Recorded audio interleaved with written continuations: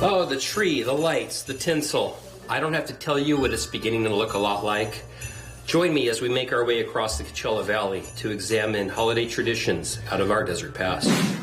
We begin right here in Cathedral City, where, for more than 30 years, this residential area known as Minerva Road transforms into this Yuletide wonderland called Candy Cane Lane.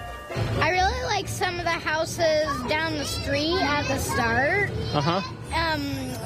They're really cool. I really like their inflatables and all their roof lights. I really like the colored lights and stuff, like just the white lights and yellow lights and stuff. I really like how they have like candy canes on each one, because this is Candy Cane Lane, and everything's so cool how they just go all out. Not only is Candy Cane Lane an enduring holiday tradition, it is also a source of civic pride. I think this is a great tradition to have here. This neighborhood is like amazing to be able to do this every year. You know, the kids all like, you see kids walking around, you see the cars like filled with families.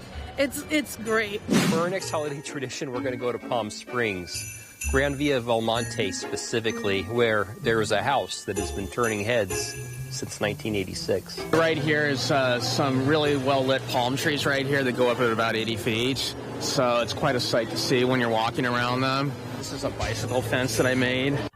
And that fence, like everything else here, was made from recycled parts. And it was all brought to you courtesy of homeowner Kenny Irwin Jr.'s wild imagination. It's Santa's barbecue dragon sleigh. So it's basically when you combine barbecuing with holidays and dragons. The 8.4 million twinkling lights spread over 4 acres of land was called robo-lights due to the giant robot sculptures that surrounded the property.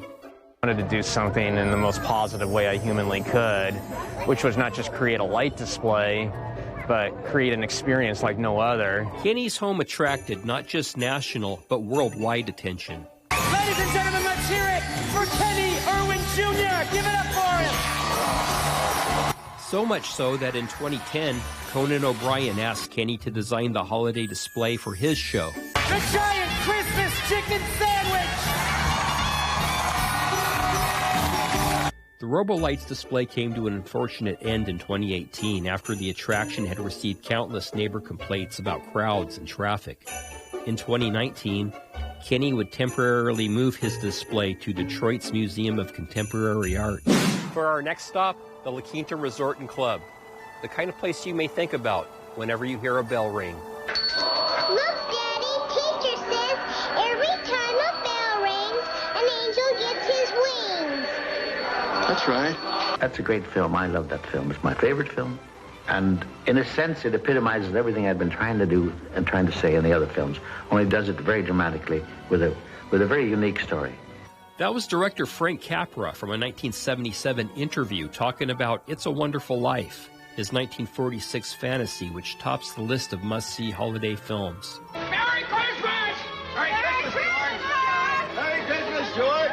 And it was written, believe it or not, at the La Quinta Resort and Club. Merry Christmas, you wonderful old building alone! So, why would one venture into the California desert to dream about a snowy town in upstate New York? I think that his creativity could put him anywhere he needed to be at that moment. I think the reason he spent so much time in this room and wanted to continue staying in 136 was because he felt like it was a lucky charm for him. His first award-winning movie, It Happened One Night, that was his very first Academy Award-winning film, and it became a lucky charm for him. La Quinta became a lucky charm for him. A toast to my big brother George, the richest man in town. I'm dreaming of a white Christmas. It's been alleged that White Christmas, Irving Berlin's Yuletide classic made famous by the desert's own Bing Crosby, was also penned at the La Quinta Resort. If this is true, then this is truly a place for holiday miracles. Lastly, we're going to head to downtown Palm Springs because that's where the parade is, and who doesn't love a parade?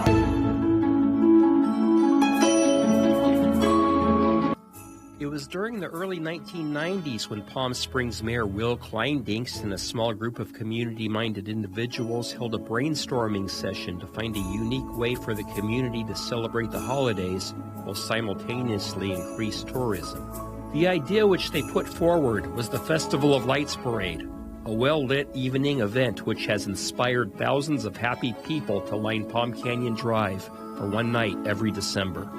As this parade enters its fourth decade, crowds will continue to cheer on the marching bands, festive balloons, and decorative floats.